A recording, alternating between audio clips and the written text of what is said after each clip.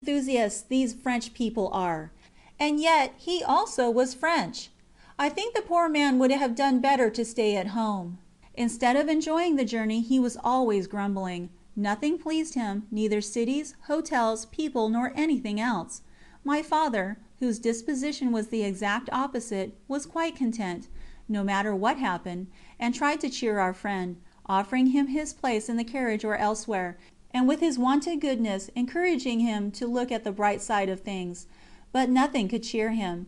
How many different kinds of people we saw, and how interesting it is to study the world when one is just about to leave it! In Venice the scene changed completely. Instead of the bustle of a large city, silence reigned, broken only by the lapping of the waters and the cries of the gondoliers as they plied their oars. It is a city full of charm but full of sadness. Even the palace of the Doges, splendid though it be, is sad. We walk through halls whose vaulted roofs have long since ceased to re-echo the voices of the governors in their sentences of life and death. Its dark dungeons are no longer a living tomb for unfortunate prisoners to pine within. While visiting these dreadful prisons I fancy myself in the times of the martyrs, and gladly would I have chosen this sombre abode for my dwelling if there had been any question of professing my faith. Presently the guide's voice roused me from my reverie, and I crossed the Bridge of Sighs, so called because of the sighs uttered by the wretched prisoners as they passed from their dungeons to sentence and to death.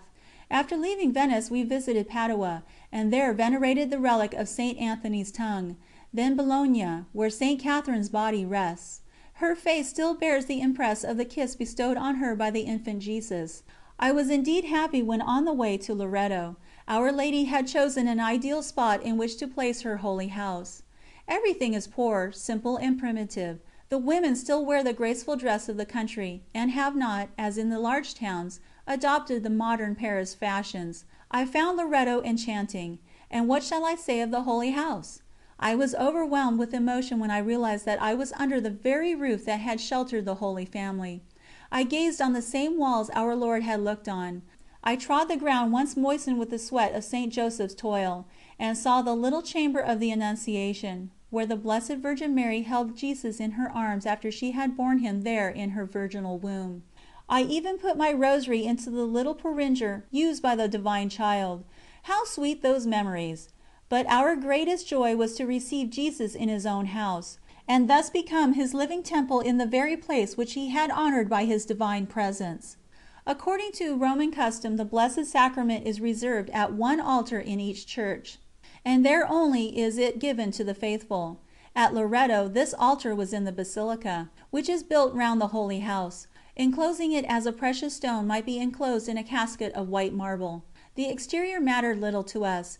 It was in the diamond itself that we wished to receive the bread of angels. My father, with his habitual gentleness, followed the other pilgrims, but his daughters, less easily satisfied, went towards the Holy House. God favoured us, for a priest was on the point of celebrating Mass. We told him of our great wish, and he immediately asked for 2 hosts, which he placed on the paten. You may picture, dear Mother, the ecstatic happiness of that communion. No words can describe it. What will be our joy when we communicate eternally in the dwelling of the King of Heaven? It will be undimmed by the grief of parting, and will know no end. His house will be ours for all eternity, and there will be no need to covet fragments from the walls hallowed by the Divine Presence. He will not give us His earthly home. He only shows it to us to make us love poverty and the hidden life. What He has in store for us is the palace of His glory, where we shall no longer see Him veiled under the form of a child or the appearance of bread, but as He is, in the brightness of His infinite beauty. Now I am going to tell you about Rome. Rome, where I thought to find comfort and where I found the cross. It was night when we arrived. I was asleep and was awakened by the porters calling, "Roma!" The pilgrims caught up the cry and repeated, "Roma! Roma!" Then I knew it was not a dream. I was really in Rome. Our first day, and perhaps the most enjoyable, was spent outside the walls. There everything retains its stamp of antiquity, whilst in Rome, with its hotels and shops, one might fancy oneself in Paris. This drive in the Roman Campagna has left a specially delightful impression on my mind. How shall I describe the feelings which thrilled me when I gazed on the Colosseum? At last I saw the arena where so many martyrs had shed their blood for Christ. My first impulse was to kiss the ground sanctified by their glorious combats, but what a disappointment! The soil has been raised and the real arena is now buried at the depth of about 26 feet. As the result of excavations, the center is nothing but a mass of rubbish, and an insurmountable barrier guards the entrance. In any case, no one dare penetrate into the midst of these dangerous ruins. But was it possible to be in Rome and not go down into the real Colosseum? No, indeed! And I no longer listened to the guide's explanations. One thought only filled my mind: I must reach the arena. We are told in the Gospel that St. Mary Magdalene remained close to the sepulchre, and stooped down constantly to look in. She was rewarded by seeing 2 angels. So, like her, I kept stooping down, and I saw, not 2 angels, but what I was in search of. I uttered a cry of joy and called out to my sister: "Come, follow me, we shall be able to get through." We hurried on at once, scrambling over the ruins which crumbled under our feet. Papa, aghast at our boldness, called out to us, but we did not hear. As the warriors of old felt their courage grow in face of peril, so our joy increased in proportion to the fatigue and danger we had to face to attain the object of our desires. Céline, more foreseeing than I, had listened to the guide. She remembered that he had pointed out a particular stone marked with a cross, and had told us it was the place where the martyrs had fought the good fight. She set to work to find it, and having done so, we threw ourselves on our knees on this sacred ground. Our souls united in one and the same prayer. My heart beat violently when I pressed my lips to the dust reddened with the blood of the early Christians. I begged for the grace to be a martyr for Jesus, and I felt in the depths of my heart that my prayer was heard. All this took but a short time. After collecting some stones, we approached the walls once more to face the danger. We were so happy that Papa had not the heart to scold us, and I could see that he was proud of our courage. From the Colosseum we went to the catacombs, and there Céline and I laid ourselves down in what had once been the tomb of St. Cecilia, and took some of the earth sanctified by her holy remains. Before our journey to Rome I had not felt any special devotion to St. Cecilia, but on visiting the house where she was martyred, and hearing her proclaimed Queen of Harmony, because of the sweet song she sang in her heart to her divine Spouse, I felt more than devotion towards her. It was real love as for a friend. She became my chosen patroness, and the keeper of all my secrets.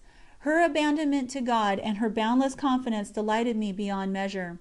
They were so great that they enabled her to make souls pure which had never till then desired aught but earthly pleasures. St. Cecilia is like the Spouse in the Canticles. I find in her the scriptural choir in an armed camp. Footnote: cross-reference Canticles 7, verse 1. End footnote. Her life was one melodious song in the midst of the greatest trials, and this is not strange, because we read that the book of the Holy Gospels lay ever on her heart. Footnote: Office of St. Cecilia. End footnote. While in her heart reposed the Spouse of Virgins. Our visit to the Church of St. Agnes was also very delightful. I tried, but without success, to obtain a relic to take back to my little mother, Sister Agnes of Jesus. Men refused me, but God Himself came to my aid. A little bit of red marble, from an ancient mosaic dating back to the time of the sweet martyr, fell at my feet. Was this not touching? St. Agnes herself gave me a keepsake from her house. We spent 6 days in visiting the great wonders in Rome, and on the 7th saw the greatest of all, Leo XIII. I longed for, yet dreaded, that day, for on it depended my vocation. I had received no answer from the Bishop of Bayeux, and so the Holy Father's permission was my one and only hope. But in order to obtain this permission, I had first to ask it. The mere thought made me tremble, for I must dare speak to the Pope, and that in the presence of many cardinals, archbishops, and bishops. On Sunday morning, November 20, we went to the Vatican, and were taken to the Pope's private chapel. At 8 o'clock we assisted at his Mass, during which his fervent piety, worthy of the Vicar of Christ, gave evidence that he was in truth the Holy Father. The Gospel for that day contained these touching words: "Fear not, little flock, for it hath pleased your Father to give you a kingdom." Luke 12, verse 32. My heart was filled with perfect confidence. No, I would not fear, I would trust that the kingdom of the Carmel would soon be mine. I did not think of those other words of our Lord: "I dispose to you, as my Father hath disposed to me, a kingdom."